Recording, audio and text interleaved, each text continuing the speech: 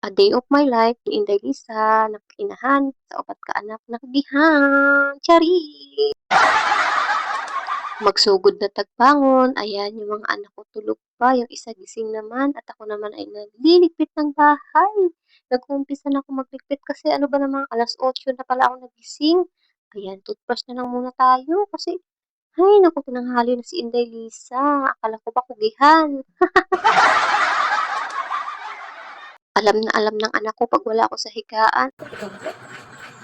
At ako ayan, maghahanda na ako para pupunta ako sa Tiangge kasi kailangan ko mag-Tiangge at kailangan ko mamili dahil umaga na at bibili ako ng ulam. Talagang kailangan ulam dahil uulamin na naman ang kailangan natin, 'di ba mga nanay? Dapat maaga tayong gigising kaya lang anong oras na ako gumising? 8:00 na.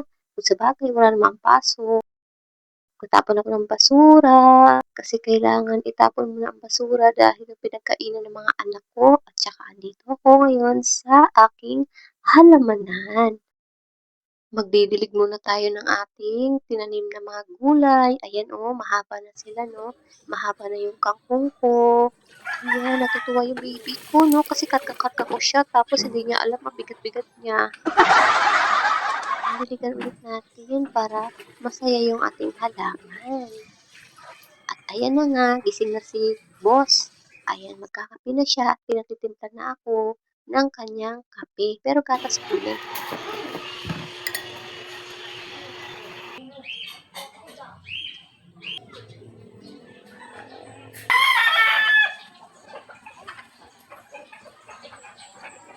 Magtsatsyangge ako ngayon. So, nakabenta ako ng ice candy. Yung nabentahan kong ice candy ay pamimili ko naman ng ice candy ko ngayon. So, alam mo ba yung mga suki ko? Yung aking asawa, mga anak. Okay lang na sila yung bumibili kasi, 'di ba? Ganun din naman pag bibili sila sa iba. Magbabayad sila, 'di ba? So, sa akin na lang sila magbabayad. Utak-utakan lang kasi kailangan natin kailangan natin maka-earn kahit sa bahay lang tayo, no. May paninda din ako mga biskwit, baon sa mga anak ko. So, yun, sa akin din bumibili yung asawa ko kasi kaysa nga naman sa iba na siya bibili, di ba? Tapos magbabayad siya, di. Sa akin na lang siya magbabayad, tapos sa akin siya bibili.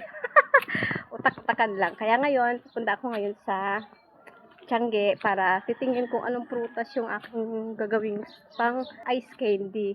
Yun kasi, nag-iisip ako kasi kung fruit salad na naman, baka magsawa sila, no? So, ibang prutas naman ang aking bibilhin at bibili na rin ako ng ulam. Hiningal ako. Nakakapagod magsalita. Tara, let's go. Samahan niyo ako.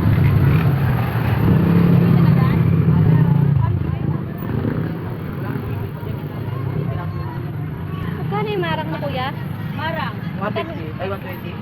Kaya hanap ako ng melon. Melon yung hinahanap ko. 5 piso yan pwede.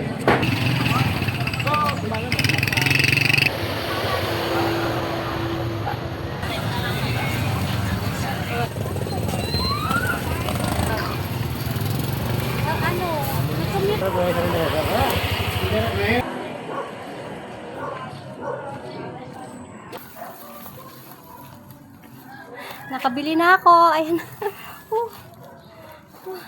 Uuwi na si Inday. Napakainit. So, anong oras na ngayon? Tanghali na. Magluluto pa ako. Kaya, bye-bye. Thank you.